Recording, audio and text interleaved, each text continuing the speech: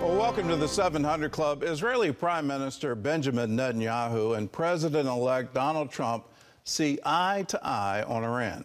That's the word from Netanyahu after the two leaders spoke several times following Trump's election victory. Meanwhile, the United States has revealed that Iran pursued an assassination plot against Trump. Chris Mitchell reports from Jerusalem. Netanyahu says he and President Trump are on the same page about the threat Iran poses to the world. These were very good and important conversations, talks designed to further tighten the strong alliance between Israel and the USA. We see eye to eye on the Iranian threat and all its components and the danger posed by it. In the meantime, Iran's supreme leader and foreign ministry are hinting they may be trying to race toward nuclear weapons. Our official stance in rejecting weapons of mass destruction and the peaceful nature of our nuclear program is absolutely clear. Meanwhile, as emphasized in the Supreme Leader's recent speech, we will get equipped with whatever is necessary to defend Iran. The Foreign Ministry spokesman also denied Iranian plans to assassinate President Trump. The U.S. says it discovered just such a plot. Despite the advances the IDF is making in southern Lebanon, Ayatollah Khamenei insists Iran's proxy Hezbollah will prevail. The IDF continues to destroy Hezbollah infrastructure throughout southern Lebanon. They discovered a large complex buried underneath this cemetery and are filling it up with concrete. Meanwhile, Israel returned nearly 2,000 of its citizens from Amsterdam on emergency flights after Thursday night's organized brutal assault on Jews by radical Muslims. We all saw what happened, shameful. This is the world we live in now, unfortunately. Our fans were very intimidated when they went through the worst there. Unfortunately, they came to see soccer, and that's what happened. Dutch leaders condemned the attacks, and Israel's new foreign minister, Gideon Saar, flew to Amsterdam and warned European leaders these attacks cannot be tolerated. Radical Islam is dangerous, not only in the Middle East, not only to Israel. It is dangerous to Western society. If you compromise with this mob that made yesterday these barbaric attacks in the streets of Amsterdam, finally you cannot recognize the society and the country you are living. And this is the real danger today. Netanyahu drew a connection between the recent ruling of the International Court of Justice and the attacks. In both cases, it's a dangerous anti-Semitism that aims to make the Jews and their country helpless. Netanyahu also appointed U.S.-born Dr. Yakil Leiter as Israel's new ambassador to the United States. Dr. Leiter's son was one of the first IDF soldiers to fall in combat in Gaza last November, and soon after, he appeared on the 700 Club. Chris Mitchell, CBN News, Jerusalem. Well, this is an incredible development. Here, look at Iran saying, we're going to develop nuclear weapons in order to defend ourselves, which is ludicrous on the face of it. Who has funded all of the terrorism? Well, they have. Who has reached out and used proxies to declare war on other countries, whether it's war against Saudi Arabia through the Houthis in Yemen, war against Israel through Hezbollah in southern Lebanon, Hamas in Gaza. They're the funder. They're the brain power behind it. They're the weapons supplier. They do it all. And for them to now claim, well, we need to be able to defend ourselves, well, stop attacking others. Stop plotting to kill politicians here in the United States. Stop threatening to unleash terror attacks. Stop all of that, and you will be absolutely safe within your own borders. But as long as they continue it, then I don't see that we have any choice. If you're going to continue this kind of violence and funding it and somehow pretending, well, I'm the puppet master, I'm not really the puppet, you need to go after the puppet, not after me, it just doesn't make any sense. And for anyone on the world stage to buy that lie is absolutely incredible. And we must make sure they never acquire a nuclear weapon, because we know exactly what they'll do with it. They're going to use it on a ballistic missile, and they're going to target Tel Aviv. They're also going to target Europe if they can, and if they can possibly reach the United States, they'll target us as well. Well, in other news, with the wave of rising anti-Semitism, Jews in Belgium and across Europe are wondering if it's time to leave. John Jessup has more on that story from our CBN News Bureau in Washington. John? Thanks, Gordon. Since the October 7th attack on Israel, Western Europe has witnessed a rise in anti-Semitic violence, causing Jews to ask if they still have a future there. CBN's Dale Hurd has a story. Outside the Brussels Stock Exchange on the one-year anniversary of the October 7th massacre, pro-Hamas demonstrators joined in a public prayer for Allah to burn the Jews. Pro-Hamas, anti-Israel demonstrations have been held daily in Brussels since the massacre. Some have included the leaders of Belgium's major left-wing parties. Even though the European Union has designated Hamas a terrorist organization, Hamas-affiliated groups are operating in several countries. Joel Rubenfeld, president of the Belgian League Against Anti-Semitism, says Brussels today feels like Gaza, and Jews in Belgium and across Western Europe are asking if it's time to leave. It's just crazy. It's a tsunami.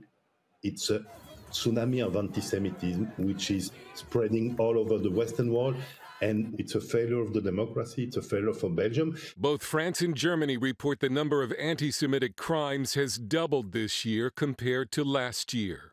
In Britain, the number of anti-Semitic incidents has more than doubled, and in this nation that has been a safe haven for Jews, some have raised the specter of 1930s Germany. Comparisons to Nazi Germany are overused, but there are some disturbing parallels in today's Britain for Jews. Because of threats, some Jewish organizations now have secret addresses. Virtually all need security. Gideon Falter heads Britain's campaign against anti-Semitism. We are seeing the radicalization of society. We are seeing young people who believe that they are doing a righteous thing by discriminating. We see graffiti. We're hearing from Holocaust survivors who say, you've got to be really careful about this stuff. This is the thin end of the wedge.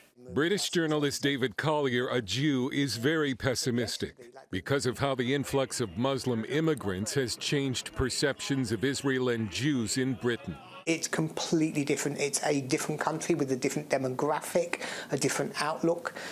Everything about it is different.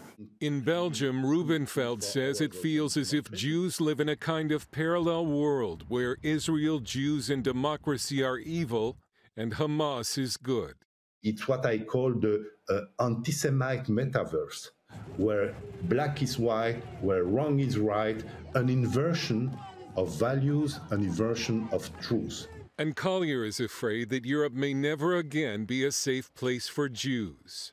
Personally, I see Europe as lost, and I just don't see a way back. Dale Hurd, CBN News, London. Thanks, Dale. Here at home, the final tally of the presidential election is in. Nevada and Arizona were called for Trump over the weekend, giving him all 7 battleground states. The total of 312 electoral votes is more than his 2016 win. Democrats are fighting over who's to blame for their decisive defeat. Former Speaker of the House Nancy Pelosi telling the New York Times that if President Biden had stepped out of the race sooner, more candidates might have jumped in to create an open primary. Others, like California Representative Ro Khanna, say the Harris team failed to address the concerns of everyday Americans.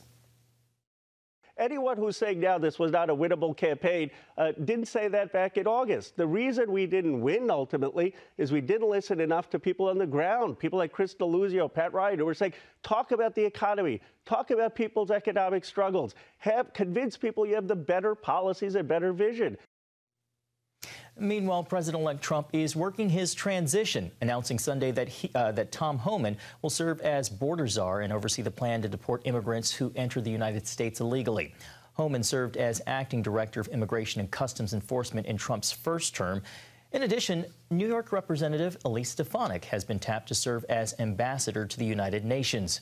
Trump also announced 2 people who won't be serving in his administration, posting on social media that Nikki Haley and Mike Pompeo won't be asked to join his team. Both served in his first administration, Haley as ambassador to the UN and Pompeo as Secretary of State. Haley strongly criticized her former boss when she ran against him in the Republican primaries. Well, confirming President Trump's cabinet will be the first priority of the new Republican Senate. The GOP took control from the Democrats with a current 53 seats. This week, they're moving to decide leadership. After 17 years, GOP Senate leader Mitch McConnell is stepping down as head of the Senate Republican Conference. A vote on his replacement is scheduled for Wednesday. Senators John Cornyn of Texas, John Thune of South Dakota, and Rick Scott of Florida are vying for the position. Wyoming Senator John Barrasso is expected to take the number 2 slot as majority whip. On NBC's Meet the Press Sunday, Barrasso said the Senate will move swiftly to approve Trump's nominees. He met huge resistance in 2016 and when he was inaugurated in 2017 with getting his cabinet in place. What I'm hoping is that as a result of this huge landslide victory, that we get a little more cooperation from the Democrats in helping President Trump get that cabinet in place for day one. Trump has demanded that all candidates for Senate leader must agree to recess appointments. The temporary measure allows the president to directly appoint nominees when Congress is not in session. Well, also on Wednesday, the sitting and incoming presidents will meet in the Oval Office. Mr. Biden extended the invitation and is expected to lobby Mr. Trump to stand by Ukraine in its defense against Russia. Since the February 2020 invasion, Congress has passed 5 spending bills totaling $175 billion in military and other aid to Ukraine. Trump has said he'll end the war immediately. Some believe that means allowing Russia to keep territory it's taken from Ukraine.